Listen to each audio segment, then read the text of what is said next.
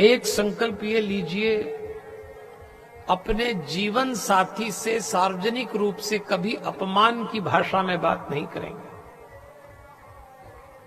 जीवन साथी का मतलब पति के लिए पत्नी, पत्नी के लिए पति। मैं ऐसे कई जोड़ों को जानता हूं जो सबके सामने एक दूसरे को झड़क देते हैं, डांट देते हैं।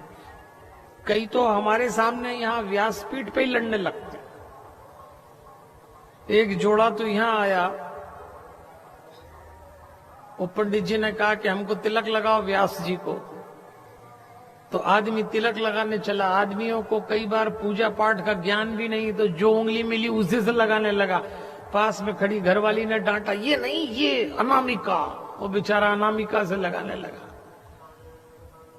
फिर पंडित जी ने कहा अक्षत लगाओ, उसको यही नहीं मालूम अक्षत क्या है। फिर पास खड़ी झल्ला के घरवाली ने कहा अरे चावल चावल उठाओ, चावल उठाने लगा। वो डांट रही उसको, हम देख रहे सुन रहे।